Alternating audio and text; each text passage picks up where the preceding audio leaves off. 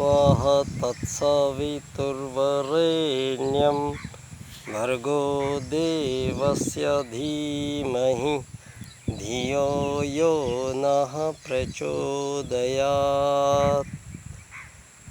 परम पूज्य गुरुदेव, परम वंदनीय माता जी सूक्ष्म रूप से विद्यमान हैं, प्रणाम नमन करता हूँ और मानव मात्र को प्रणाम करता हूँ। दोस्तों, बाल्यकाल सेवा संस्थान पंडित दीनदयाल उपाध्याय जी की जन्म स्थली धानक्या स्टेशन जयपुर राजस्थान से मैं संस्थान अध्यक्ष बच्चा डॉक्टर नाम मुझे इन लोगों ने दे दिया है।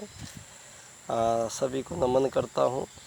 दोस्तों, आज यहाँ संभवतः मैं उस क्षेत्र से आपसे बात कर रहा हूँ जो पश्चिमी उत्तर प्रदेश है। यमुना नदी के आसपास ही हमारा ये गांव है और यमुना नदी पे वो क्षेत्र है जहाँ सिंधु घाटी की सभ्यता जहाँ पनपी थी धरती पे। तो वही क्षेत्र पे मानव प्रजाति जो सिंधु घाटी की सभ्यता थी, ये लगभग यमुना नदी के आसपास के क्षेत्र में ही थी। और यहाँ पर ये कौरवों और पांडवों में यही क्षेत्र है। भगवान श्री कृष्ण भी इस क्षेत्र में घूमे हैं। यहाँ कौरव और पांडवों का भी आवागमन वाला ये क्षेत्र है। यहाँ हमारे बड़ौद के पास में सरधना एक गांव है। सरधना में वहाँ जो वो लाक्षागृह बनाया गया था, वो लाक्षागृह हमारे ये बरनावा में ही है और अभी भी वो छोटी सी गुफा के रूप में वहाँ संरक्षित है वो जगह। तो कई जगह ऐसी होती हैं दोस्तों जहाँ ईश्वर का उन स्थानों को विशेष प्राप्त होता है। वहाँ की जलवायु, वहाँ की हवा, वहाँ की फसलें, वहाँ के वृक्ष वनस्पति, वहाँ के छोटे जीव, ये सभी वहाँ पर कुछ विशेष पाए जाते हैं। अब मोर है वो हर जगह नहीं पाया जाएगा, शेर है हर जगह नहीं पाया जाएगा।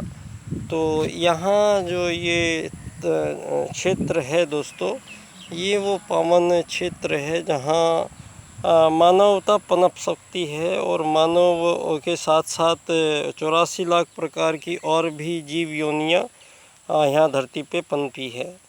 तो हम एक अनादि काल से ही इस क्षेत्र से जहाँ मानवता का सबसे ज़्यादा रिसर्च हुई है दोस्तों, ये वो क्षेत्र है जहाँ मानवता बार बार आती रही है, मानव जाते रहे हैं, आते रहे हैं। और यहाँ धर्म और अधर्म, नीति और अनीति और मानव की पराकाष्ठाएँ, मानवीय जीवन की उद्देश्य, यहाँ मानव जीवन के लक्ष्य यहाँ कई बार बदले गए हैं। कई बार यहाँ मानवों को जो जीवन शैली है, जो जीवन का मानव का प्रकार है, यहाँ कई बार मानव अपनी मानवता से गिरा है। कई बार अमानवीयता का मानव ने प्रसार किया है, तो वहाँ अधर्म हुआ है।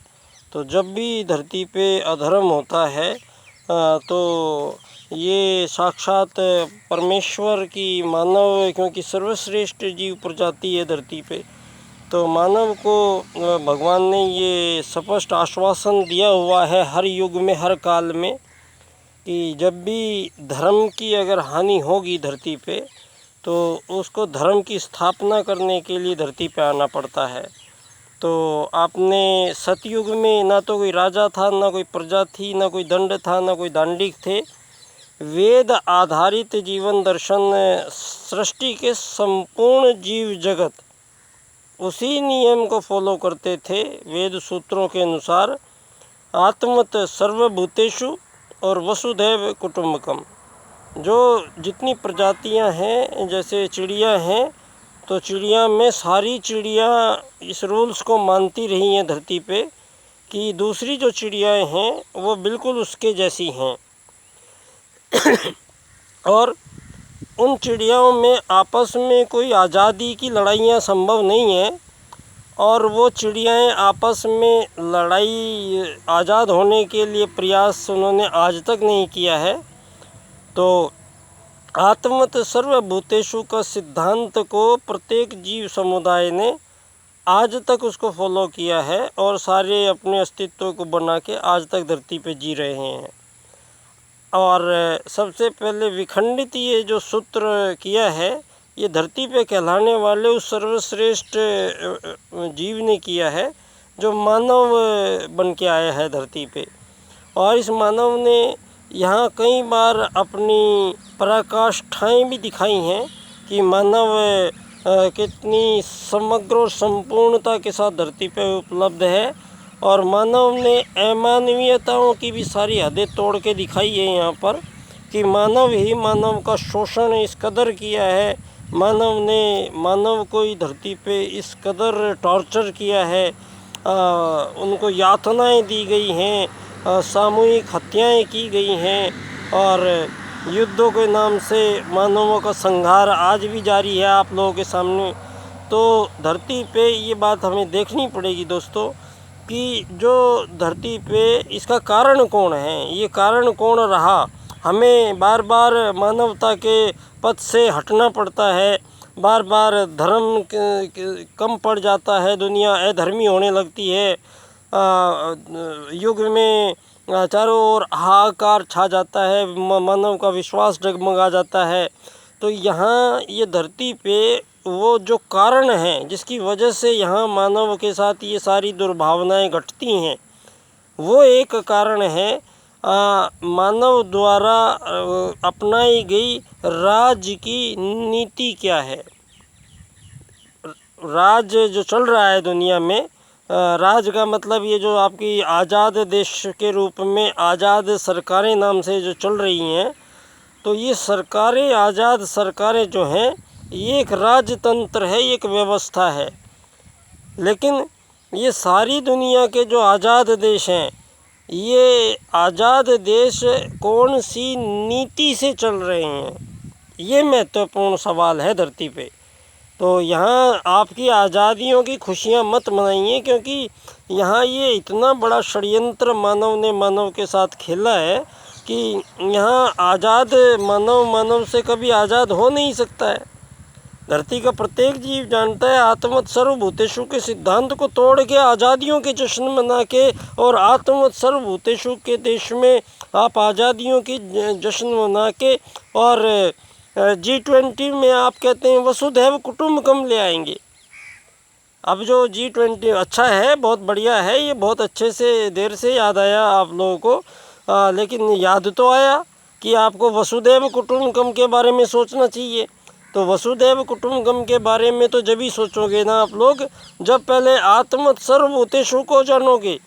बिना आत्मत सर्वभूतेषु को जाने, बिना आत्मत सर्वभूतेषु की व्याख्या किए, बिना आत्मत सर्वभूतेषु की सिद्धि किए आप वसुधैव कुटुंबकम का कोई मतलब नहीं है, कोई अस्तित्व ही नहीं है। अगर ये मानव एक आत्मा है, एक साबित ये नहीं करते हो आप, और सारे संसार की आत्माओं को एक समान नहीं मानते हो आप, और पंडित दीनदयाल उपाध्याय जी के एकात्म मानववाद के अनुसार आप आत्मत सर्वभूतेषु की सिद्धि राजनीति में दीनदयाल ने नहीं करते हैं, और आप धरती पे सबसे पहले 7 अरब लोगों के साथ न्याय नहीं करते हैं कि आप धरती के सारे 7 अरब लोग, इन जो आपने आज़ाद देशों के रूप में ये जो सीमा रेखाओं में मानवों को कैद किया हुआ है कि दूसरे देश में जा नहीं सकता है आदमी, गोली मार दी जाएगी, चला भी जाए तो वहाँ पे आपका शरणार्थी कहलाता है मानव। यहाँ ये शरणार्थी ये आपको किसने अधिकार दे दिया किसी को शरणार्थी करने का? या आप ये धरती के मालिक बने किस टाइम में, मुझे ये पता नहीं चला। आपको धरती पे ये पट्टे काटने का अधिकार किसने दिया है? धरती खरीदने और बेचने का अधिकार किसने दिया है आपको? धरती पे सारे जीवों की हत्याएं करके खाने का अधिकार, लाइसेंस कौन दे रहा है वो आपको? आपने धर्म को राजनीति से अलग करने का परिणाम यही रहा है कि सारा कुछ डिपेंड इस राजनीति पे होने लग गया है, और राजनीति चल रही है जो ये लोकतंत्र कह रहे हैं, ये सारी राजनीति चल रही है दुनिया में पूंजीवाद से, धन आधारित जीवन व्यवस्था से।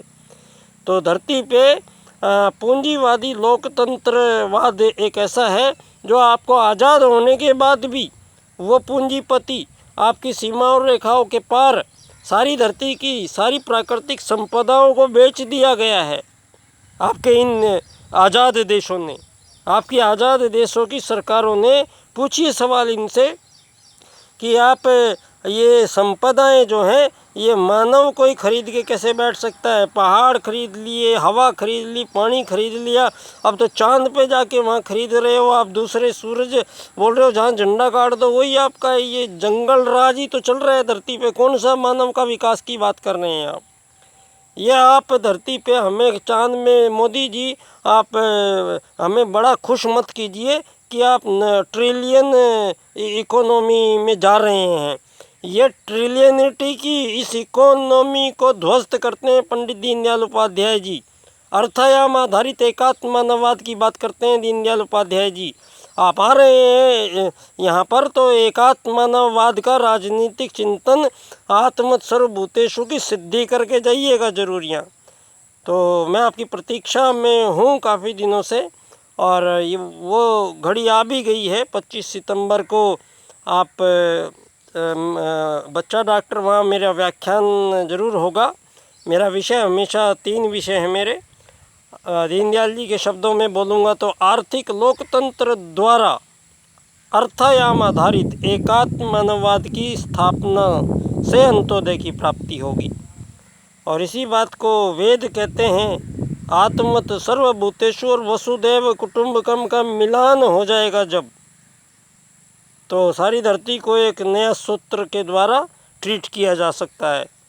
और इसी बात को मैं इतने सालों से, जिस पे 10,000 निबंध लिए मैंने बच्चों से, और 10,000 मैंने प्रमाण पत्र वितरण किया, मैंने व्याख्यान करवाया दीनदयाल जी की जन्मस्थली पे, जिन पे मैंने आदरणीय डॉक्टर फूलचंद जी भिंडा विराटनगर के पूर्व MLA हैं, उन्होंने मानव एकात्मवाद से समग्र व संपूर्ण वैश्वीकरणवाद विषय पर मेरा व्याख्यान हुआ था, उन्होंने भी दिया था। और 10,000 निबंध लिए हैं मैंने इसी विषय पे। तो मेरा विषय बन जाता है कि आदरणीय मोदी साहब इस विषय की ओर ज़रा एक बार चर्चा ज़रूर करें। और यहाँ आ ही रहे हैं धानक्या में दीनदयाल जी की जन्मस्थली पे, तो उनके बाल्यकाल के दिनों के स्थल पे बाल्यकाल के द्वारा रिसर्च जो मेरी की है मैंने पिछले 20 साल में, दीनदयाल उपाध्याय जी के चारों सूत्रों का विवेचन मैं करता हूँ। आपको सुनना चाहिए, समझना चाहिए। आप सभी से निवेदन है, सारी भाजपा से निवेदन है, और सभी मेरे गायत्री परिवार से निवेदन है कि इन दोनों के बीच की जो सूत्र हैं, कुछ परम पूज्य गुरुदेव का पंडित दीनदयाल उपाध्याय जी से कुछ अपेक्षाएं, कुछ उनसे काम कराने थे, और उन्होंने पूरा किया अपना काम 4 सूत्रों के रूप में। और धरती के समक्ष राजनीति का पुनरुद्धार, पुनर्लेखन, पुनर्प्रकटीकरण धरती पे, धर्म अर्थ काम मोक्ष की पुनर्स्थापना पंडित दीनदयाल उपाध्याय जी एकात्म मानववाद के राजनीतिक दर्शन से स्थापित करते हैं। और ये आपकी चली आ रही वर्षों की मानव से एक अंतहीन जो लड़ाई है पूंजीवादी, ये धन आधारित जीवन व्यवस्था, ये अमीर बनेगा, गरीब बनेगा, मालिक बनेगा, नौकर बनेगा, इसमें भगवान का कोई रोल नहीं है। ये पूंजीवादी लोकतंत्र इसका कारण था, और इस कारण का निवारण कर दिया है पंडित दीनदयाल उपाध्याय जी ने। जहाँ अब आपके मानव को एक शरीर नहीं माना जाएगा। दीनदयाल जी कहते हैं मानव एक आत्मा है, तो आत्मा के काम जो उसको मोक्ष प्राप्ति करनी है, जो उच्च श्रेणी के कार्य है, जब मानव परमात्मा का एक अंश आत्मा धरती पे आएगा और उसको आत्मा मान के आप ट्रीट करेंगे, तो उसके लक्ष्य बड़े बड़े हो जाएंगे। और आपका पूंजीवाद ये मानव को केवल एक शरीर मान के ट्रीट करता है।